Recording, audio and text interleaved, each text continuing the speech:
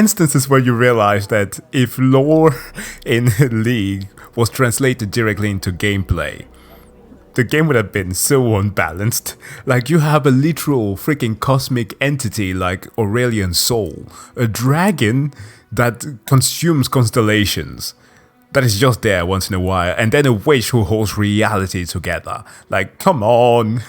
And then they're all killed by Satan personified with mushrooms.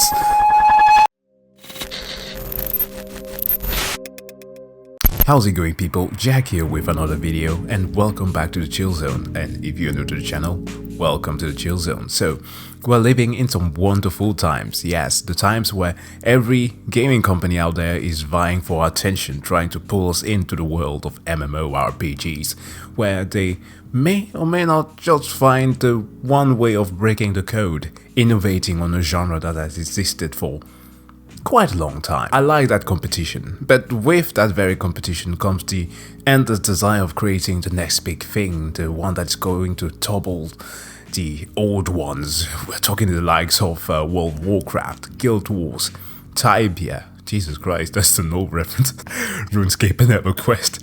Anyways, I think you get my point, like creating the next WoW killer, which is not really a thing anymore since WoW is killing itself. But if there were to be one aside, of course, for Final Fantasy XIV, which did the job some now 2 years, League of Legends would definitely be the one that I would vouch for, because that game has perhaps the one element that I personally think is the most important in MMOs, or at least the thing that makes or breaks it, which is a grounded story that is everlasting. Maybe not everlasting, but the feeling that you are not needed in that world for things to happen. LOL has been moving for over a decade now, and it's been going strong. Unfortunately though, for someone like me who used to enjoy playing the game quite a bit, I never truly got the chance to dive into the lore, which I attempted to do with the hype of Arcane earlier this year, but kind of fell off.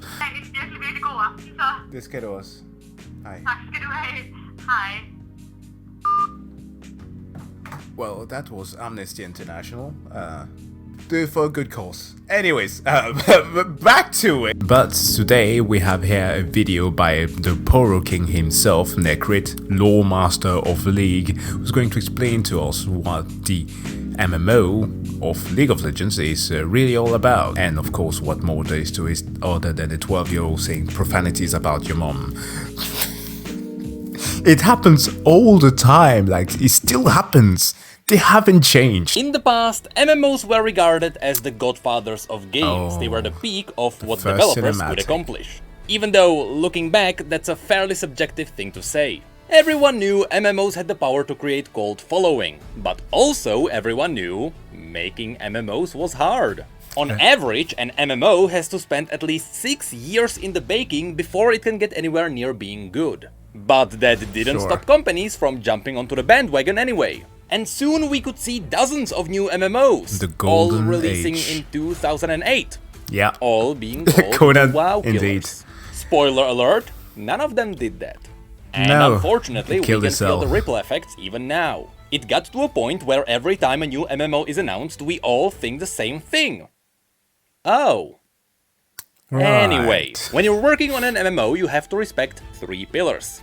Gameplay is king, social interactions matter, and the world setting is important. The social interaction played a huge part in the early days of MMOs. I remember joining social media very late, because this very thing here was so integral to the game and to how it felt, because it became just like an MMO that it was very well named after that, a second life. When Riot announced their MMO, it became clear that 2 of the pillars are being respected, and the third one is already down. There. When it comes to the gameplay, it is currently in the hands of Ghostcrawler, someone who's been working on WoW during its best times, and someone who got a reputation for hating boomkins and loving mages. When it comes to the social interactions, it is a dance between the developers and the players. That's good. A dev can guide players towards social interactions, or they can annihilate them. And after... Oh, the Raid Finder. I'm split on that one. I mean, past Wrath, it became ridiculous. In its early conception, okay. That the players usually find their own fun inside the MMO. From that point on, the devs should do everything in their power to support the players having fun in their own way. And finally, when it comes to the world of an MMO, in Riot's case, it's done. And it's been finished for quite a few years now. In fact, the world of Riot's MMO is in such a good state. They already have the continents, interactive the map. zones, the cultures, and the races. And to a lesser degree, every zone already has its own storyline.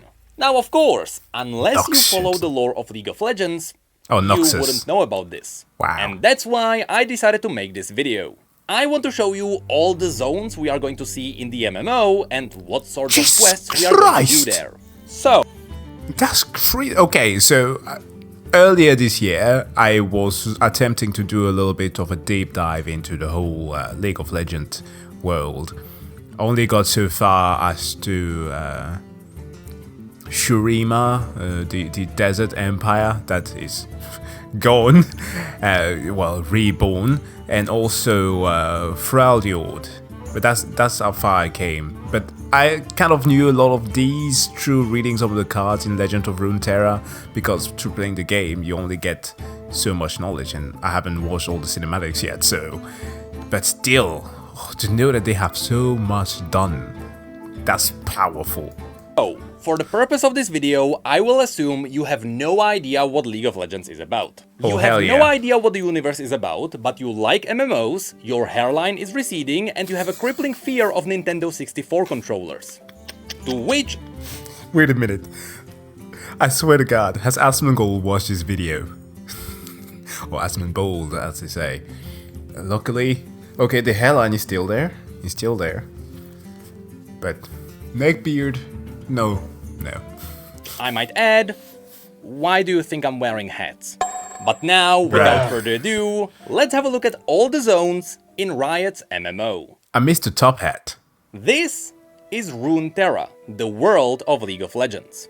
Right now, the world is separated into 10 main regions. But these 10 regions don't cover all the land on the map, so there are some mini-zones in between them. Ooh. And the lore already revealed that there is gonna be another continent further to the east. Holy shit! That definitely sounds like a future expansion to me. In fact, it would be foolish to release all of these regions at launch. Already. You can easily turn half of these into separate expansions. And because a lot of people already know and love these regions, the hype behind these expansions would be big. Imagine with that said, I know a lot of you would like to play as Shurimans or Ionians. And now you may be cursing me for suggesting that these would be expansions. But the lore can justify giving you these nations as playable races without having their regions. I'll show you how Riot can pull this off in a bit. First, let's talk about the regions Riot's MMO has to start with. The Northern Continent. This entire continent is called Valorant. Not Valorant. Valorant. And this is... I was so freaking confused during the announcement of Valorant. I was like, hold on, Riot, what are you doing here? Are any of these connected?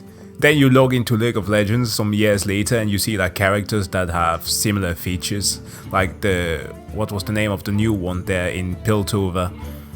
The one who can use electricity with the other one from Valorant. Like they're literally the same picture. This is where the absolute core of this world is. The two main regions here are Demacia and Noxus. They are the two big rivals equivalent to the Horde and the Alliance.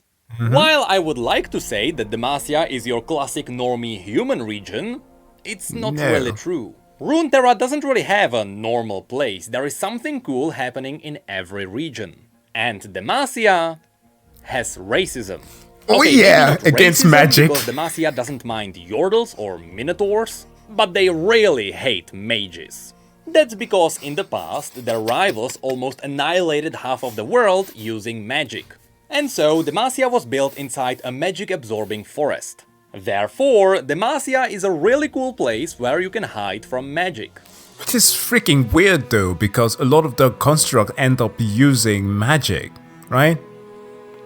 Wasn't it like 2 years ago, the thing, the cinematic featuring our very favorite communist, where like Galio drops in front of him and saves the day. That Galio is animated by that very magic. Like, why are they fearful of that and still using it? Like, that's counterintuitive. When it comes to the visuals of the zone, you can see a lot of lush fields, it is surrounded by mountains, but the iconic part of Demacia are the buildings. They are made of petricite, which is a combination of stone and the magic-absorbing wood. Because these ancient magic-absorbing trees were grey, all the buildings have a marble-like appearance. And yes, given what material they are using, all the buildings in Demacia also absorb magic. So should a mage visit this region, let's just say it's gonna be a painful experience. The renders. On top of this, let's not forget that Demacians can weaponize petricite. They can turn it into petricite steel, which gives you your classic anti-magic weapons, and you can sculpt petricite constructs which wake up after absorbing magic. Simply said, these guys just really don't like magic. The irony is, they've been absorbing it for years now. Yeah. And this is where the story would kick in. You see, the Demacians are so afraid of magic, they founded the Mage Seeker Order. This is an order of people who hunt mages, they throw them in the prison, and they torture them until their body gives up on magic. So yes, being a mage is a crime in Demacia.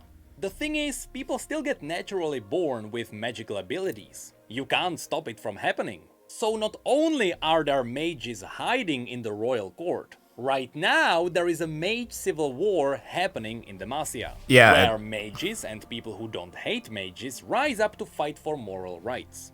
So should we do some quests in this zone? This is gonna be the core story. Mages trying to overthrow racist leadership following old laws. So the main enemy NPCs might be mages and witches. But I know what you're thinking now, and don't worry. There will be plenty of boars to kill here too.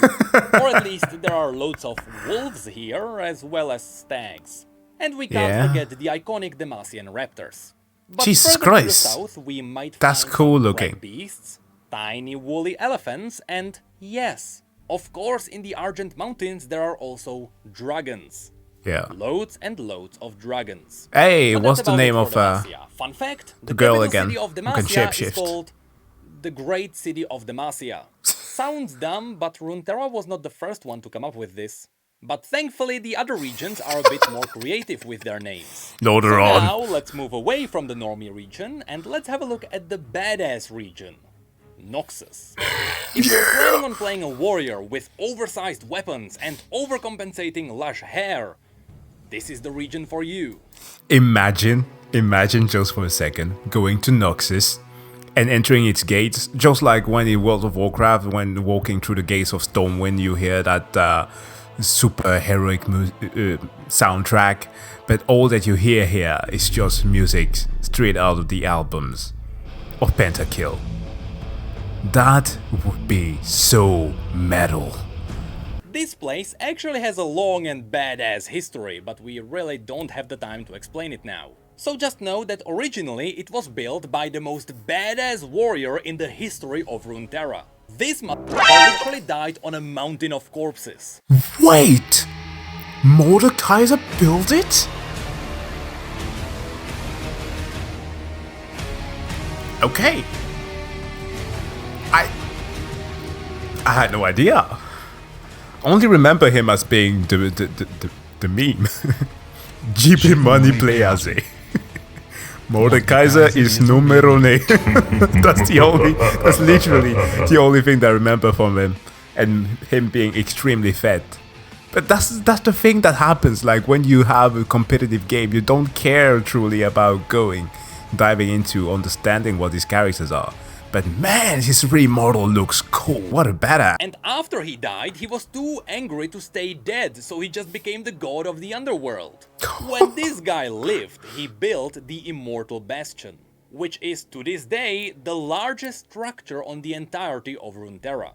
And currently he is banished underneath the Immortal Bastion, but only a few people know about it. So, you know, that's a future raid boss. Anyway, the Immortal Bastion is the capital city of the Noxian Empire, with Noxus being one of the most brutal nations in Runeterra. It is brutal conquerors for because sure. the nation is surrounded by rocky earth. It is hard to grow plants here. So Noxians are forced into conquering surrounding land for resources to survive. That's why when you go to the map, you can notice that the Noxian territory is all over the place. Yeah. It's because these are all the places Noxus has already conquered. Although, when I say it like that, you may imagine Noxus brutally raiding everything. But that's not true. Do try they diplomacy. like to absorb the surrounding nations into their empire. After all, it's just more human resources. Most of the time, they only remove the royalty and they let the leaderless people join their empire. And that's because Noxus values strength above all. Survival and of the rulers fittest. tend to not be good fighters. This is what you can see in the After Victory cinematic. Yeah. They kill the king because he was weak and let everyone else join them. Don't they also have like a trifecta for rulers? Where like, I think Darius and Swain.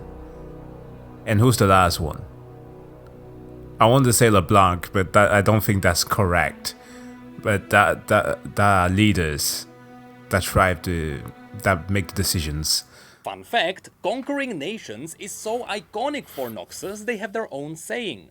Kill them until they are family. So when it comes to the quests in Noxus, it is most likely going to be helping the Empire expand its territory. Well, damn. Although, this region has its own unique enemies too. Inside the Immortal Bastion, there is a cult known as the Black Rose. This cult is connected to the darkest of magics. So be ready to fight Hemomancers, witches, demons, and the Grey Legion, which is an army of soldiers revived with blood magic to fight for the Empire again. So that's how Scion came to be.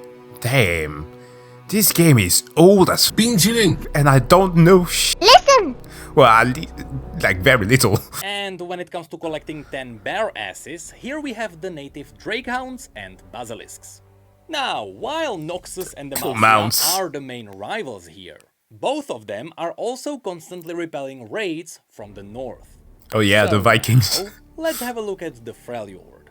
Just like pretty much any region on Runeterra, They also Freljord have- has a long history.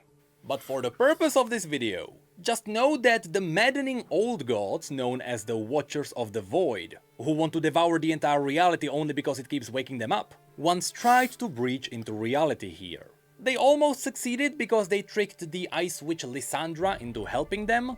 Fortunately, she realized how wrong she was, and she managed to freeze half of the kingdom with the Watchers still beneath them. So these days, the Ice Witch is the only person holding back the end of reality by keeping the Watchers frozen. Well, so at some point in the future, you bet one of these woken up frozen Watchers is gonna be a raid boss. There are instances where you realize that if lore in League was translated directly into gameplay, the game would have been so unbalanced. Like, you have a literal freaking cosmic entity like Aurelian Soul, a dragon that consumes constellations, that is just there once in a while, and then a witch who holds reality together. Like, come on. And then they're all killed by Satan personified with mushrooms. Now, when it comes to the NPCs, this is where things get diverse. First of all, remember that the Freljord is brutally cruel. Everything is frozen, and survival is everything. So the first enemy here would be the wildlife. From Rhymefangs to Yetis to Druvasks to Elnuks to Mammoths to the worst of them all, Poros. of Of course. Themselves. There are three main tribes here. The Avarosans, who are quite peaceful, the Winter's Claw, who are quite brutal, Oh, she's so and the hot. Frostguard, Lysandra's followers who hold back the Watchers. And let me tell you, these guys have some badass armor. Among the notable tribes, Old model Sejuani. Ursine, which are shamans who worship the Volibear, the primal god of the wild who slowly turns his worshippers into twisted animalistic monstrosities. Speaking of which, yes, there are also the primal gods of Freljord. And finally, we need to talk about the Iceborn. When the Watchers tried to arrive here, they tainted the ice around them. This special ice is called the True Ice. And it is so dangerous, you literally die if you touch it. However, the Watchers also tainted some people, giving them the ability to touch the ice. It is still extremely painful for them to hold a true ice weapon. but at least that they ash. can survive it. These people are known as the Iceborn. But people were not the only things that were tainted. There are also ice trolls, some of whom are also Iceborn. To be honest, these guys were made to have their own dungeon. But there are also some animals that were twisted by the Watchers. They could, yeah, they could literally be the equivalent to the one in Zuldrak. I believe that's the name, right? The northern raids in World of Warcraft with the trolls, the ice trolls. And Lysandra is even twisting some beings herself to make them serve her. So overall, Freljord is gonna have a lot of cool warriors, That's the shamans, coal. and horrors. So these would be the 3 regions on the main continent. God damn it, But this the place burrows. is actually so big it can easily make the base world of the game. Especially since there are a bunch of smaller regions in between them. There is Nokmerge, full of witches, Argent Mountains with their dragons, Tokugol with void monsters, Dalamor Plains with him, and so much more. But from here, you can cleverly set up the expansions because of how well everything is interconnected. Yeah. So now, let's have a look at the continent to the east called Ionia. Ionia has a very close connection to Noxus. You can only guess why. It's because Noxians once tried to conquer it all during an event simply called the Invasion of Ionia. But This they was got a horrible fucked. war full of using children as soldiers because Noxians thought Ionians wouldn't fight back against children. And chemical weapons. Lots and lots of chemical weapons. Speaking of which, remember Singed from Arcane? He's the guy who chemically devastated Ionia. Of course he is, that's why Eventually, everybody calls him a Noxus rat failed, bastard. But they kept their small controlled territories. So the first quest here could be simply boarding a ship, sailing over, and exploring the place for the Noxian Empire. Now, when it comes to Ionia itself, the place gets mystical. Everything here is alive and connected to the spirit of nature. And I mean everything, from the animals to the people to the buildings. Everything is alive. So if you anger Mother Nature, your house can twist and strangle you in your sleep. Oh, that's the Legend of Runeterra cinematic thing, right? No, Tales of Runeterra. The thing with Akali and Shen. Okay, nice. So you can only imagine how Mother Nature fought against Noxians. Usually a river came alive to drown them. That's why all the buildings here look like they were woven from wood. It's because they were. With nature magic, people let nature build their houses. It also means that sometimes your house can just walk away. When it comes to the NPCs here, obviously there is gonna be a lot of nature spirits. That'd be and dope. a lot more of simply mystical animals. That would From be so giant cool. flying tigers to the never-ending story. But Oh my god, that would be so cool. There's a thing like the League of... not League, god damn it. World of Warcraft has an expansion that some people apparently didn't like, that I appreciated quite a bit, called Mist of Pandaria. Especially an aspect of it that was the Timeless Isle. And on there, like, you have bosses that you, like, once or twice a day could meet, like a giant whale that you had to kill, like stuff like that. Like a wandering beach. Like, imagine that, like having wandering buildings that just walk through an area, like every single time that you have to access like an action house or a store to repair your items, it's in a new location all the time. It kind of removes the boring part, or at least the methodicness of things all the time. be ready to also face local Ionians, Blade Masters, Shadow Cultists, Murderers, and Ninjas, both good, the virtuoso. bad, and the in-between. But finally, there is also one more enemy that we could face. Oh? The Furries. That's right, this race is known Dio. as the Vastaya. They are half humans and half magical animals. Oh, perfect spot to where I stopped it here. How did that possibly happen? Huh? Yes, canonically, the species was born in exactly the way you are thinking. But to be fair, the Vastaya are quite cool and they are definitely gonna be a playable race. Kindred? Just You see like the Yordles, who also like Vastaya too? Ionia a lot. Lastly, after Noxians ravaged Mother Nature, demons started occupying all the places filled with misery and doubt. so that's gonna be a nice bonus enemy. Yeah. So yes, the exploration of Ionia and the raid on the Shadow Order could be a really cool first expansion. Oh. But it's definitely not Riot's only option, because we can also go south to Piltover and Zone. Okay. These are the ones people will know about, simply because this is where Arcane took place. Piltover and Zone are two massive cities located one above the other. And they are so massive they could easily be turned into their own playable zones. They are both focusing on futuristic technology powered up by magic of the Hextech gemstones. Using this magic, they can power up anything from guns to augmented limbs to vehicles. Visually, it is simply futuristic Victorian era. Yeah. And unfortunately, there wouldn't be much of enemy variety. You can't We even would call this likely find steampunk, the it's rich too houses of Piltover and their advanced. deadly assassins, with the occasional thief on the streets, corrupt wardens, and the occasional rogue steam golem. But things get a bit more interesting in the undercity known as Zone. Zone is the dirty underbelly covered in thick toxic smoke. Because the majority of people Ridden are with poor crime. here, they developed a cheaper alternative to Hextech called Chemtech. This artificial green stuff can power up cheaper limb replacements, as well as highly unstable weaponry. Zone is also controlled by the Chem Barons, which are obviously gonna be the main enemy here. But on the side, we may also meet some looks chemical badass. mutants, unstable constructs, as well as some mass murderers and people who hunt down mass murderers. And funnily enough, at the very bottom of Zone itself, there are the hidden ruins of an ancient city full of traps. That is obviously gonna be a cool dungeon. So yes, there is not much more that I can add here. Piltover and Zone were simply explored in Arcane. So if you like the series, you are gonna like this place. Are we still going with the theory of him being Warwick? We hope. We cross our fingers. He's not dead. From here, we can travel further south to Shurima. Shurima used to be a massive empire that ruled the world. But after the emperor got betrayed by his best friend, the entire empire collapsed. This region is a massive desert with the occasional city near a river.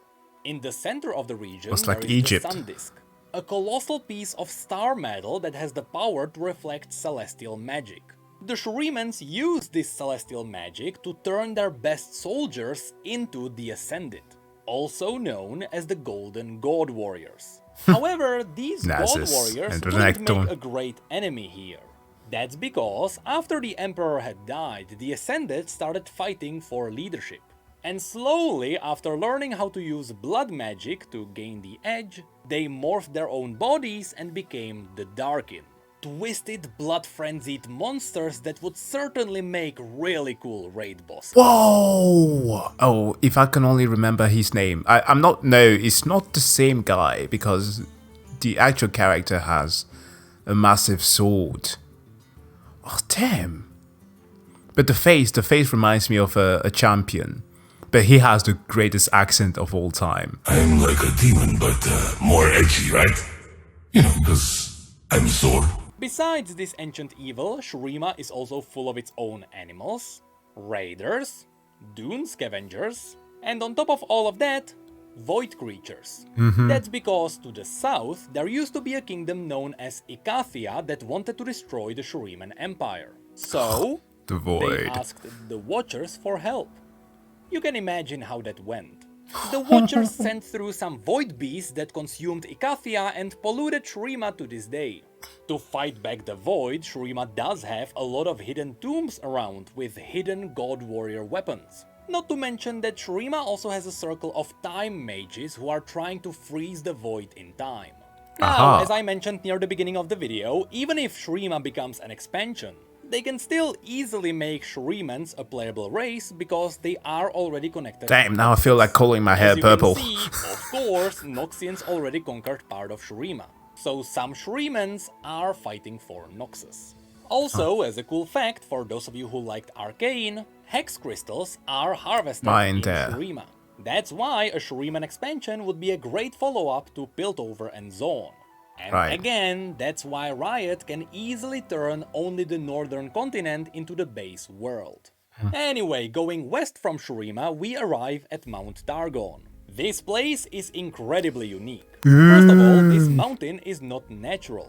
That's where you have the Chad of all Chads. It was literally pulled up from the ground by celestial gods. And that's because this place serves as a portal to the celestial realm, also known as Targon Prime.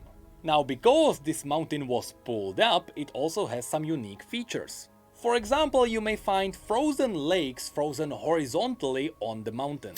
And the very peak of the mountain is special too. Should a mortal reach the peak despite the brutal climate and the deadly wildlife, hell yeah, either they die from exhaustion, or the celestial gods deem them worthy and they become an ascended aspect. There is aspect of war, aspect of the sun, aspect of the moon, aspect of the twilight, aspect of the guardian, and so on. Like I said, after people reach the peak, they become some of the strongest beings on the entire planet. Fabio. Of course, the mountain is full of people who worship the celestial demigods. Right. And I speculate this is where we could get a lot of cool armor sets. There are the Solari, who are devoted to the aspect of the sun. Then there are their rivals, the Lunari, who are devoted to the aspect of the moon. But also, the tribe I assume will become a playable class, the Warriors of Rakor. Of course, besides just humans, Targon also has all sorts of furry Vastaya. Near the bottom of the mountain, you may notice that the mountain is alive.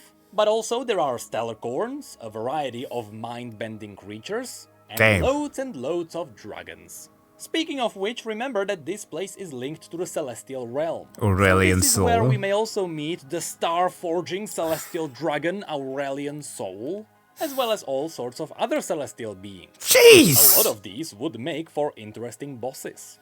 In fact, the ascension of Mount Targon would be a really cool raid. Next, on the other side of Shurima, there is Ishtal. This is a special place where people are mastering the elemental magic. They are using it for everything. Fishing, smithing, walking. And this place is definitely gonna be saved for an expansion. Basically, remember when Icathian asked the Watchers for help? Yeah. And then that happened? Ishtal was their neighbor, and after they saw the Void devour an entire kingdom, they believed the Void would soon devour the entire world. So, using their elemental magic, Ishtal built massive walls of plants around their entire region, isolating themselves from the rest of the world. For 3,500 years, Ishtal stayed isolated, believing that the world outside of their walls was devoured by the Void. But now, very recently, some mages found out that the world outside is completely fine. So now, the Ishtali mages are slowly revealing themselves. To be honest, Ishtal is the most underdeveloped region in Runeterra. We know the region has a lot of hunting Vastaya, deadly plants, and some elemental dragons. Oh, so that's where they come from? Is still a mystery to us. So at least here, Riot will have the freedom to try something new. Elise and Rengar leave the main continent to visit the last two regions. First of all, there is Bilgewater. If you like pirate adventures, this is gonna be your place. This is where we are going to explore Booty Bay and gambling dens, even some local temples worshipping the god of motion, Nagake Boros. Here we are going to fight pirates and sea monsters, sea witches, sea Vastaya, maybe some demons. Oh no. Possibly we'll side with Sarah Fortune. Wait, hold on.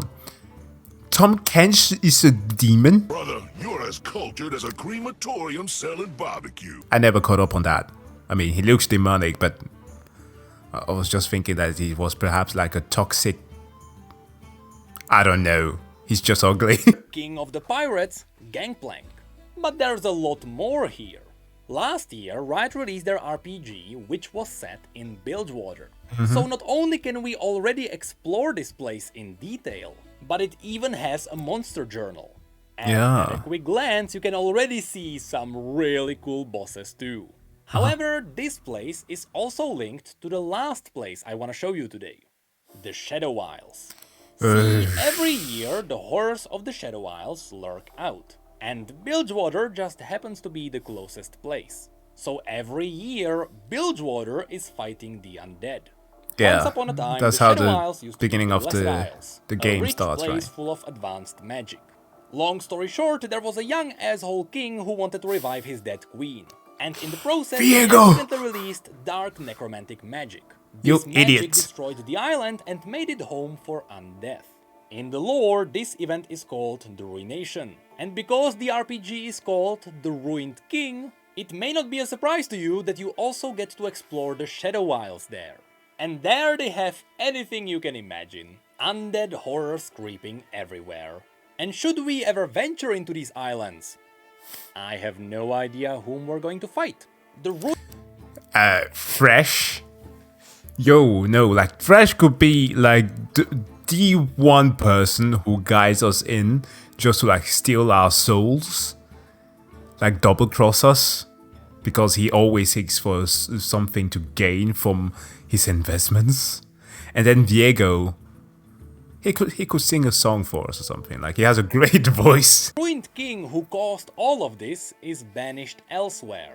Thresh, who siphoned his magic after he was banished, also left the Isles. And even Hecarim, the most brutal soldier of them all, is currently around the traitor.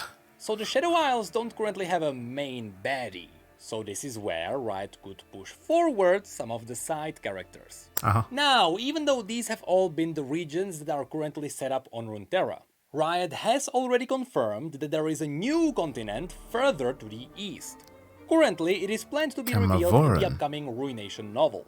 And so far, we know that this new continent is where the Ruined King Viego is from. And this is also where he was banished at the end of his story. All we know about that place is that it is quite mystical. There are yet more dragons here, and in fact, Kamavor, which is the Ruined King's nation, has a lot of draconic armor. So should Riot run out of places to explore, don't worry, they can always make up more.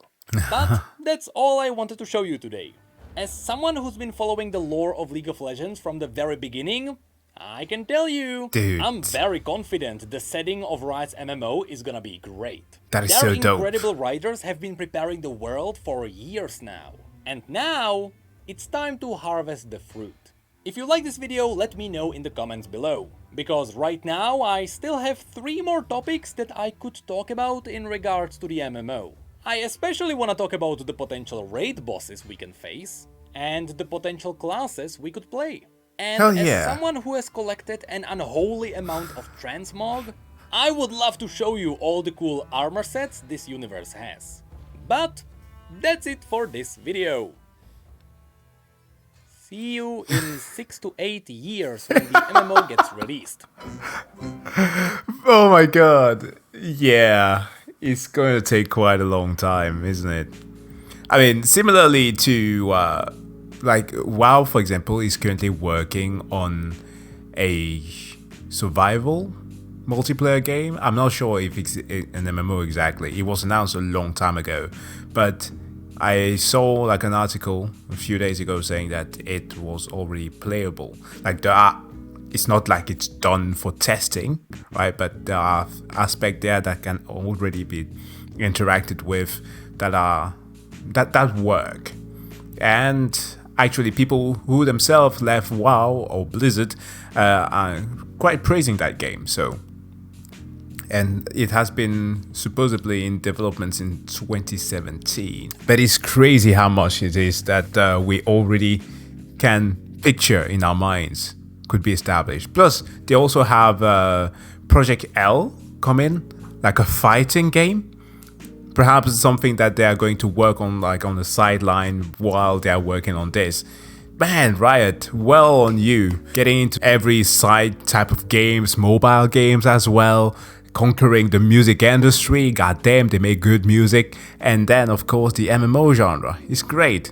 Next thing we're gonna see is like Souls-like games featuring the characters of League of Legends. I don't think that will make a lot of sense. But, guys, thank you so much for checking out this video. It's a bit of a long one, but a really exciting one. As always, please do go and subscribe to Necrit if you are not yet. He has an amazing channel. Haven't checked a lot of his stuff as of late, maybe like 5 years, but yeah, it's still a pretty, not just informative, but also pretty funny stuff that he used to upload. That said though, wish you all to have a wonderful day. See you guys in the next one.